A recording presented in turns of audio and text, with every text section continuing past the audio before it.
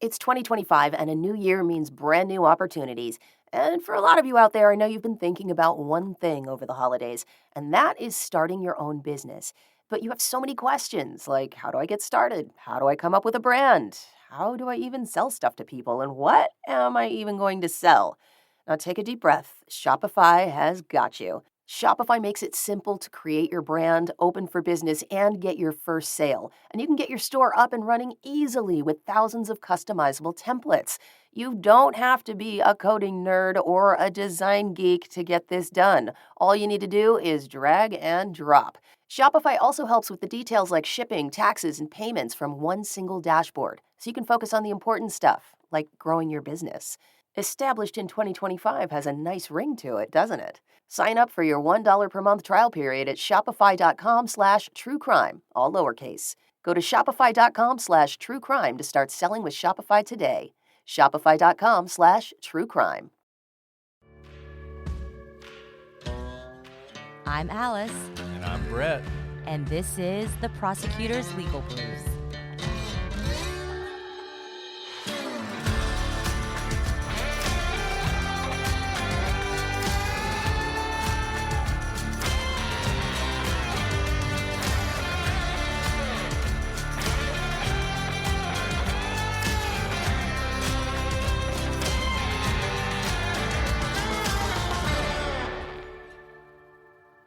Welcome back to The Prosecutor's Legal Briefs. I'm your host, Alice, and I'm joined, as always, by my selective co-host, Brett. Hello, Alice. I am selective, so selective, particularly in my co-host, and I think I chose You see what I did there, Brett? I was you always I was trying to hold in a giggle.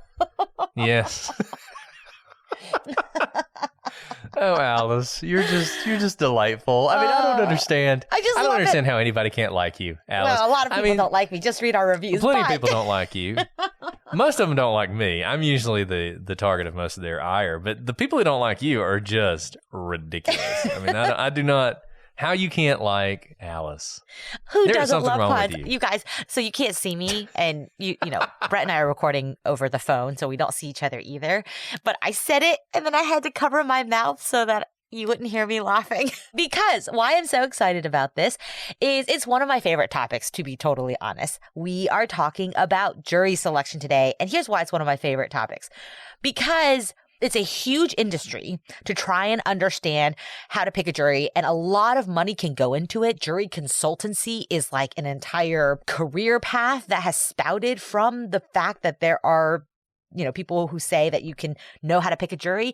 But from our experience, Brett, I'm curious to hear what you think. I really think it's such a black box. And I think a lot of people who view the legal system think it's a black box. And it's so crazy that it's a black box because it has lay people be a part of it. It's a constitutional right when you're facing criminal charges. And third of all, we talk so much about the trial and the prosecution and the investigation and DNA testing. And like, it all comes down to the jury. And that's the black box, which is why it just blows my mind. And that's why I really like this topic. And you can understand based on that why people do spend so much time, energy, effort, and money on jury selection. At the end of the day, no matter how good your lawyer is, or how good the prosecutor is, or how good the evidence is, it's all up to the jury. We talk about jury nullification some, and maybe we'll talk about that some in this episode as well. But if the jury decides, for whatever reason, that you're not guilty, then you're not guilty. That's it. There are certain circumstances in which being found guilty, the verdict can be overturned because of the basis of the jury's decision. But even that is very recent and very narrow. Basically, the Supreme Court has made a very narrow exception to what usually is a complete black box to say if the jury bases its decision entirely on some sort of racial prejudice or something like that, that can invalidate the conviction. But if you're acquitted, it's over. I mean, I've never, and I don't think there is any way to overcome an acquittal no matter what happens in that jury box. I think somebody could drop $1 million into the middle of the jury room and buy the jurors and they acquit, and maybe they'll get you on bribery or obstruction of justice, but whatever they acquitted you of, it's just over. So jury selection becomes this really important thing to both sides. I will tell you, Alice, and I know you were interested to know what I think. I'm interested to know what you think. I think jury consultants and all that stuff is a complete farce. I think it's a waste of time. It's just like behavioral analysis to me. I know a lot of people who've gone into jury consulting and they make a lot of money and they have great resumes, but many of the ones I know will even tell you it's a great way to make money. and your guess is as good as theirs in a lot of senses. Of course, they come with experience and whatnot, but like it's literally judging a book by its cover. And we all know what the idiom is. Don't judge a book by its cover. You can't. You know, you may be looking at someone who looks like a complete hillbilly or something, and they have a PhD. You don't know that. You don't know what they're thinking inside their brains. And that's why I really think what you say is probably pretty accurate. I don't think jury consultants are like trying to fool people, but I don't think that if I had to pay for my own jury consultant that I would do so. Of course, we say all this, and yet it's not as if we walk into a trial, though I do know a lawyer who does this. It's not as if we walk into a trial and just say, Judge, we'll take the first 12. Whoever they are, we don't care. We'll just take them.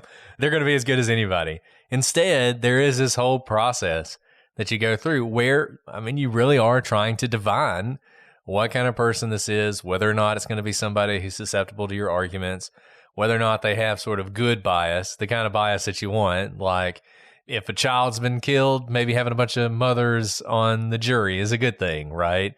Or something along those lines. And the same thing for the defense. I mean, the defense likes to see people who they think will be sympathetic to them and might understand the issues at hand. So, Alice, why don't we just walk through exactly how this works, and then we can opine about it later. I think that's a great idea. So breaking it down to brass tacks, a lot of you may know how the jury selection process works because you've received a letter in the mail that summons you to jury duty. And what that means is not that you've been picked to be on a jury, but rather you have probably gone through some random process based on where you live, where you're registered to vote, because it's pulling from a certain jurisdiction, and you are called to be in the jury veneer. And that is just a pool of potential jurors. It's going to be a number of factors more than the actual jury pool. So a jury for a criminal trial is going to be 12 people, usually with about 2 alternates. So let's say 14 people get picked at the end of the day. You'll probably get 3 to 4 times that amount who are called to jury duty to sit in the veneer, and that's just a fancy word for jury pool. We call it the venery where I'm from. I was just going to say, in Texas, I have been in so many jurisdictions, and I always pick the wrong way to say it in whatever jurisdiction I'm in. So there's no winning. I swear that whatever jurisdiction I go to, they change the pronunciation once they hear me say it to make me the outsider. And then, of course, there's voir dire, which we're going to get into as well, which no one knows how to pronounce. Nobody knows how. But I do say voir dire because that is a very Texas thing, but I do think it's supposed to be voir dire in most jurisdictions. Anyways, this is really fun, guys. I hope you're along for the ride. So you get this big pool of people, and practically you show up probably at the crack of dawn, 7:30, 8, because there's 40 to 50 of you and you're being checked in. And that's just if there's one jury being picked.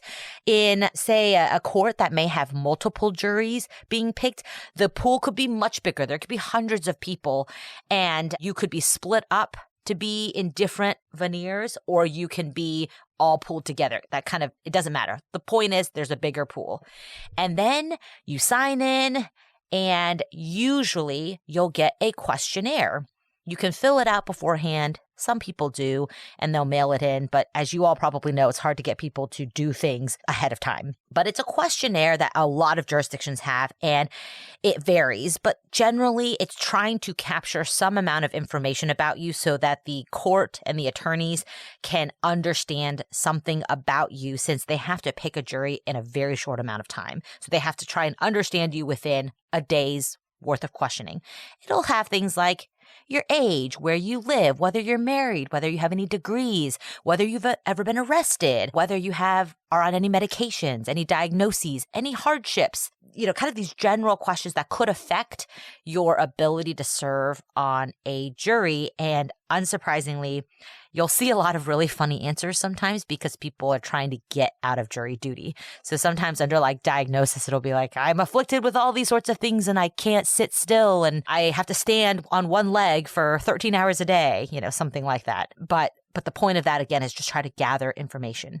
As the lawyer, you get a stack of these questionnaires, sometimes days in advance, sometimes as the jury veneer is walking in, and you're trying to digest hundreds of pages of information.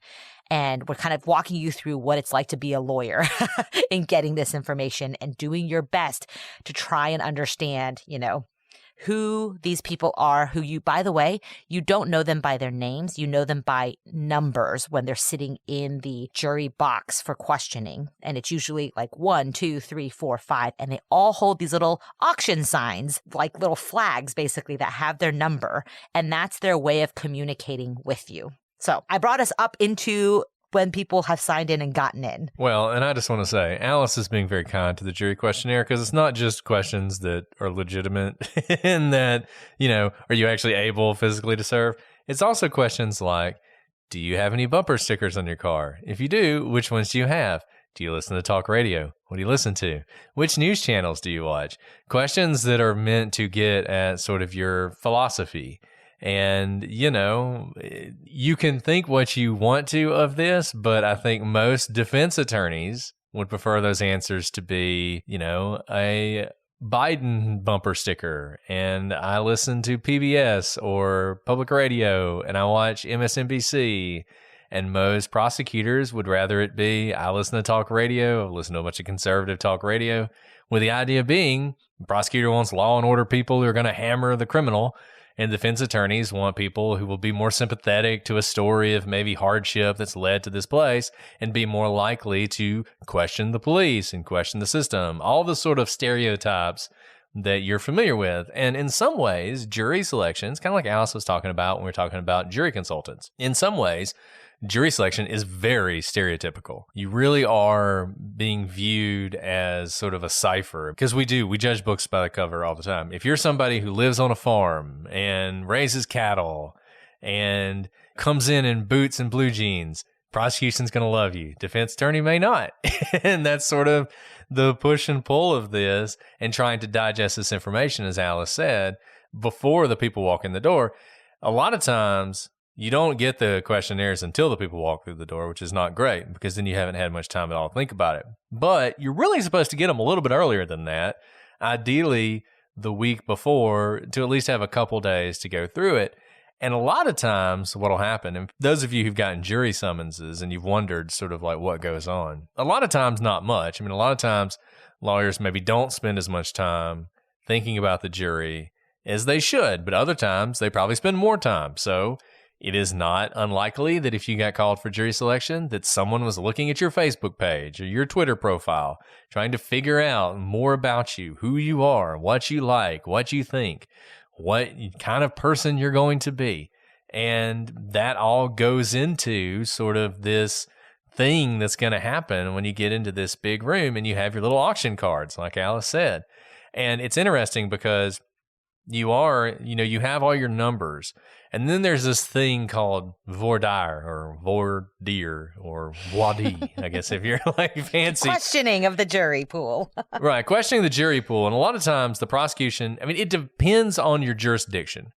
There are some jurisdictions where jury selection takes days, maybe weeks, where every single juror is put on the stand and the lawyers ask them questions about the case and what they've heard and what they think about the law and everything else. Another thing that's on the jury questionnaire is if you have any family who's law enforcement or if you've had any negative interactions with law enforcement. All those things can be asked. In other jurisdictions, and I think the better way to do it, the prosecution and the defense agree on the questions they want answered, and it's the judge that asks them. And the judge asks them of the entire group. And so they'll say things like, is there anyone here who feels like they couldn't sit in judgment over another person. That's a very common one. And, 10 people will raise their hand. And usually nobody raises their hand for a few seconds, and then one person raises their hand, and then a whole bunch of other ones go up. And usually, those numbers are taken down because what's going to happen is there's going to be more individualized questions to those people. Questions about, do you know the lawyers? Do you know the defense attorneys? Do you know the witnesses? Do you know the defendants are going to be asked? And people who know someone who's involved, that might be something that keeps them off the jury. Have you heard anything about this case? Have you read anything about this case in the newspaper? Those are the kind of questions that are going to be asked. A lot of times it's not important. In Delphi, that case is coming up. A lot of people are concerned about how you're going to have a jury and how you're going to know that you have an unbiased jury. And these are the kind of questions that are going to be asked. And then at some point, when you've asked all these questions about all sorts of different things, would you hold it against the defendant if he didn't testify in his own defense? A lot of people do. A lot of people feel, even though you have a right to not testify, that an innocent person would. That an innocent person would want to get on the stand and say, I didn't do it. And that's probably one of the most common things people say. So anyways, they've answered all these questions. Now you sort of bring them one at a time in front of the judge and the prosecution and the defense. And this is your opportunity to cure the juror, to see whether or not the problem that's been identified can be dealt with. And that's a lot of questioning from the judge, really, asking questions like, I know you said that if someone didn't testify, you'd hold it against them. You know they have a right not to testify. If I instructed you to put that aside, could you do it? Asking those kind of questions. And a lot of times people will say, I guess I could. I guess I could put that aside. And then the judge has to decide. It's all about striking. The judge has to decide, am I going to strike that person for cause? Am I going to say they have a bias or they have some sort of, maybe it's a physical disability. Maybe they know somebody. Maybe there is some bias they can't put aside. And so I'm going to strike them for cause and say, you can go home. Thank you for your service. Or is it someone I'm going to say to the lawyers, this person can serve. If you don't want them to serve, you're going to have to strike them. Right. And so these strikes, there's a set number for each side, and you have to be strategic, but also it's like a really crazy game of Battleship where you have numbers in front of you. And, we've seen people write out with Post-it notes and place them along the floor like a big game of chess, or guess who. And the judge doesn't wait all day for you. I mean, this is really actually moving at a relatively high speed. It's going like this. Does anyone want to strike one? I haven't heard anything. Anyone want to strike two? I mean, it is going quickly, which is why you usually have multiple people help. Even if you only have one main attorney or two main attorneys on the case, you may have all hands on deck at the jury selection phase because you need enough hands to flip through the questionnaires and even just remember, is this, who is this in front of me? Do I have some concept? Oh, this is the elderly grandmother who was sitting in the front row, so that you can try and make an intelligent decision. But you end up doing a lot of shorthand for yourself. Everyone has different systems. I end up writing kind of codes that are shorthand, one letter codes. It's not so I hide it from anyone else. It's so that I can write down some sort of descriptor for the person in order to make a decision quickly. So people do things differently. I often have like a rating method, like a scale of 1 to 5, how much I want them. 1 being I really don't want them. 5 being I really want them. I think a lot of people employ those types of systems, or a plus or minus, check system, to try and make those decisions quickly. But that comes down to gut judgment. And I don't know. I mean, who knows how good we ultimately are at the end of the day. But I will say it's very interesting to see how people may change their answers when they come and speak to the judge one-on-one versus when they get to sit with the, 40 or 50 other people and kind of blend into the crowd. I think it becomes very real when they're asked point blank by a judge wearing a robe, can you put your biases aside and be fair and do as the law instructs? Because that's a really weighty and loaded question. It bakes into it a lot of morality judgment. And of course, a lot of people, honestly, we have heard a lot of people say, nope, can't be fair. And that's fine. It's their prerogative to say that. And I honestly think that's probably more honest than not when someone says that. But I always think like the way the question is phrased really is questioning someone's moral compass. I'm like, would anyone really answer this honestly. And you have to read people's faces and body language and try to decide for yourself if you believe what they're saying in those situations. And I like jury selection a lot. I find jury selection to be sort of even though I always have like a terrible headache by the end of it, but I find it to be a very sort of uplifting thing because so many of these people, particularly if you're going to have a long trial, I mean, if it's a day or two, usually people are pretty much, okay, that's fine. But if you tell people, I don't know, 3-4 weeks, everybody's busy. Everybody's got lives. Everybody's got plans. And nobody wants to be stuck on jury duty for a month. Nobody wants that. And people want to get out of it. And they'll come back there and you ask them a question. And they know the answer to get out of it. They know what that answer is. But then when they give you the honest answer, it's always so refreshing because you're like, you knew that if you'd have just said, no, Your Honor, I couldn't put that aside, that you'd be out of here. But instead, you told the truth. And it's kind of a refreshing thing to see people do that. On the speed aspect, Alice is 100% right. And I just think it's always chaos at the end. No matter how prepared you are, it just always turns into chaos. You might have 3 or 4 people that you sort of maintain because you get confused about who's who. And you've got like Alice said, you've got everybody's nickname or something else. That's another thing. Jurors always end up with nicknames because you don't remember what number they are, what their name is. Yeah, you're like Red Skirt. The person in the red skirt, because it's so much easier to say out loud to your colleagues and like, oh, red skirt. Yeah, red skirt. Exactly. And that's, some less friendly than that. But I was just whatever it is. trying to be very descriptive, Brett. I know. But whatever it is, it sort of defines the person. I mean, they're going to become the thing you do. An interesting thing, if you're in jury duty or if you're ever called to take part in jury duty, the lower your number, the more likely you are to be picked.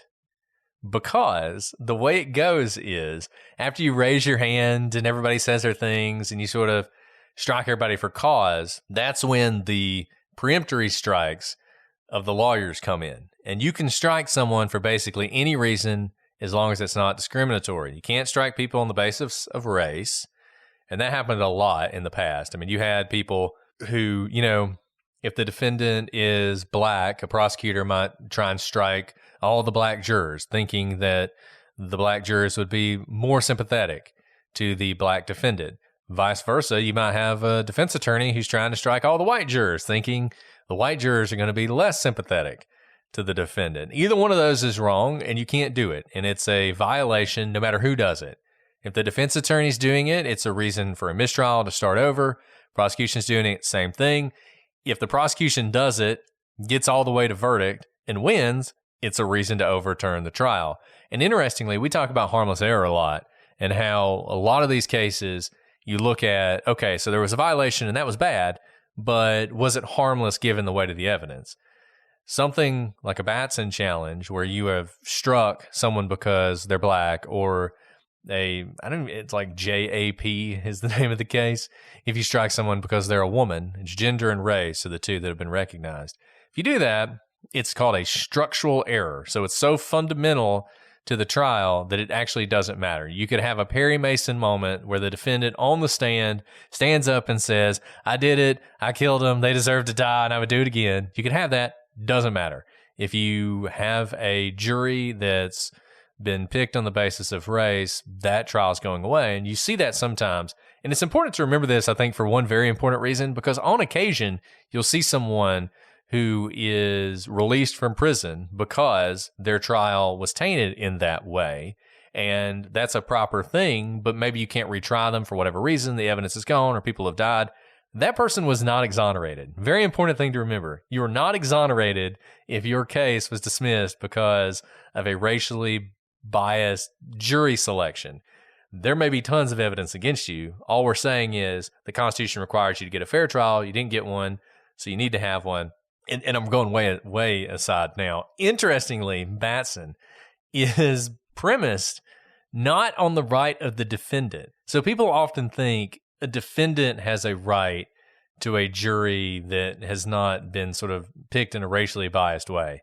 But in fact, if you read the cases, the reasoning is all about the right of the juror to serve on a jury and not to be struck for improper reasons.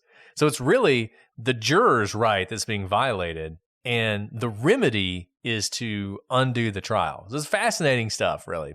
This is way aside from where we're at. In any event, back to strikes. So as long as you're not doing that, you don't like the way the person looked, or when you asked a question, you thought they weren't completely honest, or they winked at the defendant. I mean, any number of things, right? It could be a reason you do this. So you got your numbers out there. And what the judge will do, you got to have 14, right? You got to have 12 jurors, 2 alternates. So the judge basically will say, okay, defense. I can't remember if they start with the defense or the prosecution, and maybe it just varies. 1 through 14, you have 5 strikes. Let's say you have 5 strikes. What say you? And the defense attorney and the prosecution, they look at the first 14 and, they decide, are they going to strike any of these people? Say they strike 3 of them, right? Say they strike 3, 4, 5. Well, that means that 1, 2, 6, 7, 8, 9 through wherever, through 14, they're now on the jury. The strikes have been used. You decided not to use them on those people. So now we need 3 more jurors. And so you go to the next 3. And then maybe the government strikes those 3. So then you go to the next 3. Maybe you strike 1. Well, now you got 2. Now you only need 1 more, right? So if your number is lower, you're much more likely to end up on the jury, because if you have a high number, you probably never even get to you. We probably never even get to you because we've already filled the jury up with people before your number ever comes up. Right. And here's another thing, though. So you're thinking, oh, well, if I'm the last number in the jury pool, why do I have to stick around?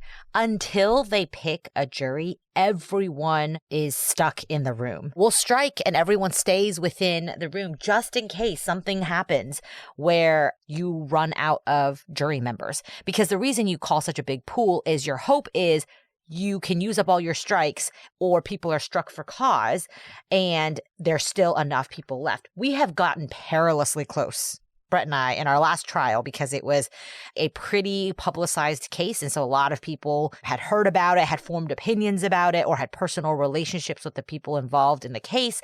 And we were really nervous that we were going to reach the end of the list, the last person in the jury pool, and still not have a 14-member jury. And so because of that, everyone sticks around. And that's why they always tell you, bring a book. You're going to be around for a long time, because you may have been struck early in the day, but until they pick that jury, you're going to be sitting there, unfortunately, probably on a hard bench, watching people go in and out, being questioned one by one. And that's why it's boring on the side of the jury pool, but incredibly chaotic and full of motion on the other side of the door with attorneys and with the judge. And that trial that Alice is talking about, to the extent that the judge, we talked about striking for cause, the judge was kind of like half striking for cause. He would say things like, well, I think this person may be struck for cause, but let's see if we have enough jurors to fill the jury.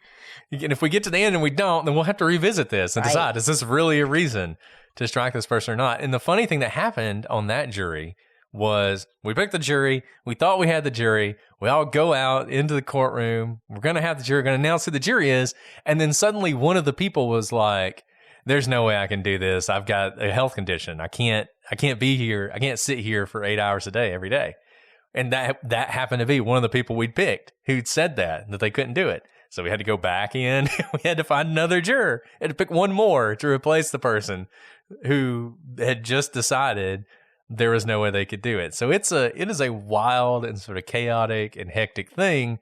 And then you end up with this group of people, and sometimes you're like, why in the world did we pick these people? I mean, literally, when in every experience, Brett, I don't know what yours is, but every single time when we finally reach the final set of 14 and we sit down and the judge starts calling out numbers and the people leave the benches, where everyone was sitting, and the people who are called as the jury walk up to the actual jury box and they start filing in one after another, I'm always like, I didn't realize we picked 8 women. Like, that wasn't very even, things like that. Because I'm not even thinking about gender or race. I really am just like flying, trying to answer the judge's questions. And hardly am I thinking about the entire composite of the jury. Maybe some lawyers are good enough to be able to think about the entire composite as they're creating them. But for me, I'm just trying to look at each individual juror.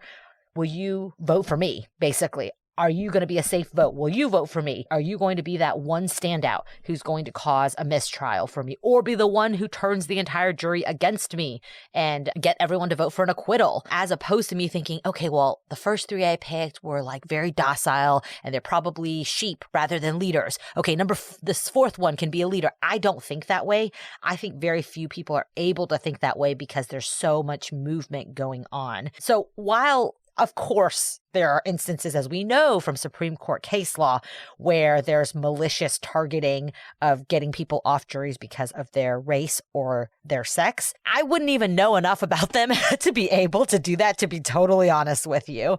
But it does happen, of course. And I've seen Batson challenges raised, Batson challenge being the race challenge for jury selection, but it hasn't gone past into appeal. So that's kind of my boots on the ground experience with that. There are 3 things that always happen in jury selection. The first is there's someone on the jury that you do not remember. There's always somebody and you're like, I don't even remember that person. Who is that? Right? And then you have to like look back and figure out how they ended up on there. The second thing that always happens is the foreman is never the person you think it's going to be. You always think you know who it's going to be. And it never is the person you think it's going to be. And the third thing that always happens is there's one person that you're 100% sure is on your side. And then you find out later that during deliberations, they were the one trying to convince people to go the other way. It's so true. Yeah, and it's hilarious. You know, we literally, I mean, it's fun for us because, you know, your whole life is like inside this tiny courtroom where you're being scrutinized by every person sitting in the room. And you live in this like fishbowl during trial and you're wearing a suit and your brain's going 1,000,000 miles per hour. So the like one kind of fun thing we get to do during trial is to try and guess what the jurors are thinking. I'm like, did you see them? I think they blinked at me. Do you think that was a code for something? Do you think they're avoiding my eye contact because they think that they're actually guilty or that they disagree with me or they hate me? They hate me. Oh my goodness. They absolutely hate me. I mean, this is what we talk about during our breaks, not like, you know, great trial strategy. Yeah. I mean, trying to read what a jury is doing is just so funny. Because, and you know, there's usually somebody on the trial team who's absolutely convinced the jury hates them and the jury is going to acquit or the jury is going to find for the other side if it's a civil case. There's always somebody who is just a complete sort of Eeyore about everything. So, but I mean, it is fun. I will say one quick story. Brett, we were not on this trial together, but I had a trial where I was very, very pregnant. Like my due date occurred during the trial. And you know, we never made mention of the fact that I was pregnant. I mean, you had to be blind, you know, to not know that I was pregnant because I was so huge at that point. And the jury obviously could never talk to me and I could never talk to the jury, but I assumed they knew I was pregnant. But I found out after the fact, after the jury had deliberated, this was months later, I had my baby, I came back from maternity leave, and some of the court security officers had told me that every single day at every single break, I was their fun. They would like take bets and pools on like when I would have a baby and whether it would be during trial or outside of trial. And I was like, I don't know how I feel about that. I was their like relief during all of that. Didn't somebody from that jury like bake you a cake or something? They baked me a cake. They really did bake me a cake, which is like, I think super inappropriate, but like it was so sweet. It was after the trial. It was after the trial, but they did bake me a cake, which was like one of the nicest things ever. And since we're already on the sides, might as well say this. So I was, this actually shows you how small communities are and how public prosecutors are. This was well into the pandemic. And so we were all working from home and trying to get some sunlight and, you know, outdoor time. I would take my conference calls just standing outside, you know, going for a walk in front of my house so I didn't have to be inside all day. And I was on one of these conference calls and I was walking just outside my house, you know, in my neighborhood on the sidewalk. And I had on like sweats and my hair was in a ponytail, you know, not dressed up like a lawyer at all. And this car just started like driving very slowly next to me. It was a van. And I was like, oh my gosh, I'm about to be like totally kidnapped. And the car stopped. And so I stopped and the person rolled down their window and it was like this sweet lady, sweet old lady. And she reached out and she said my name, like my full name.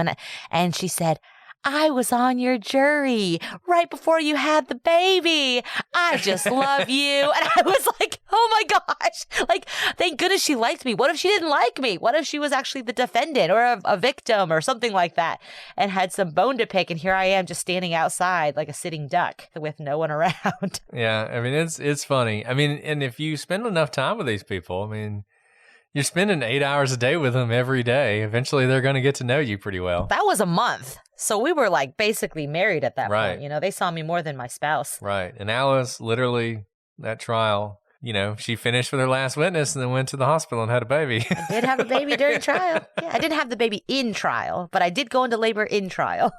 Had to pass off the closing argument to someone else, as I recall. Oh my gosh. Anyone listening to this, if I have one piece of advice for you, don't do that. So stupid. Do not have a baby during trial. It's the worst decision ever. There you go. Do not have a baby during trial. Oh, gosh. Well, anyways, so that's basically how you pick a jury. And I hope you have heard the, like, you know, fast-pacedness of Wes describing this, because that's what it feels like. It really feels like a sprint while you're picking a jury, even if it does take all day. And my experience is it never takes less than at least half the day, and sometimes it takes the entire day. And remember, you're exhausted mentally and physically from all this because you're standing, you're flipping papers, you're trying to do your system with Post-it notes or whatnot. And then that's just the beginning. After the jury's picked, you probably take a short break and then you jump into opening arguments and start your trial. Yeah. And, you know, it's good when it takes a whole day, because if it takes a whole day, you can go home afterwards and sort of recharge for the opening. But when it's, you know, maybe you get lunch and then you got to go. Maybe. It is something. And, you know, trials are interesting because it's like juggling cats. You're not even hurting them. You're juggling them because you got your witnesses and you got to get them there. And I don't know. It's just crazy. But hopefully this gives you a little bit of an idea of how this is done. I know a lot of people are talking about the upcoming trial that may or may not happen in Delphi. I mean, this is like, I really think best case, the trial's the end of 2023. I just don't think it's going to happen any sooner than that. But at some point, if it happens, there'll be jury selection and they're going to bring in a whole lot of people. And I think you will be surprised at how many people have no real knowledge of this case. Some people have thought, how are they ever going to find a jury? I really think that this case, for whatever reason, it's a really big deal in true crime, and it's been covered well, but it's not Scott Peterson. It's not O.J. Simpson. It's not Casey Anthony. You know, there aren't TV trucks parked outside of Delphi every day going over every little thing that happened. I really think they're going to find a jury. It won't be that hard, and we'll just have to see what happens.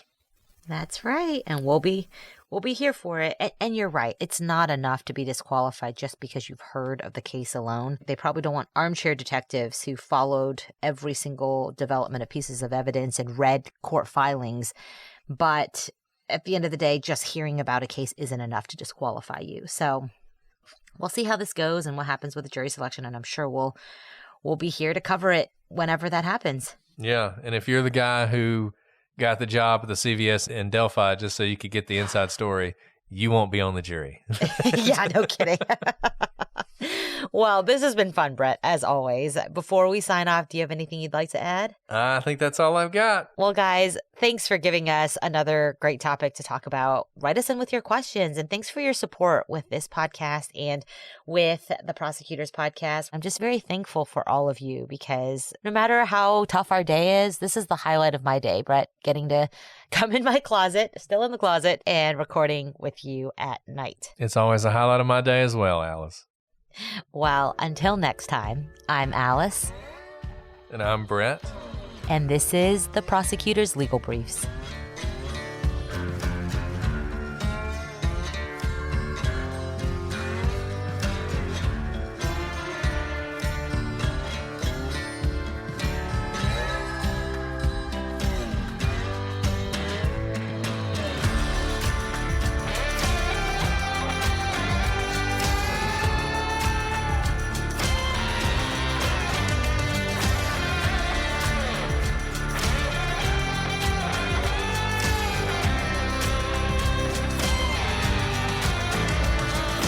I legit didn't lock my college doors. My bedroom was next to like these double French doors, and the house was so old that the doors didn't align and they didn't latch. So the door legitimately didn't close at all to the outside.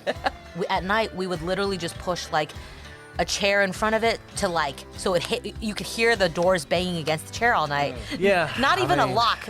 My doors didn't even latch. I had a sliding glass door and it didn't have a lock, but we just put like a stick behind it. Yeah. It was like the lock to keep it from sliding over. No, for sure. But I don't know.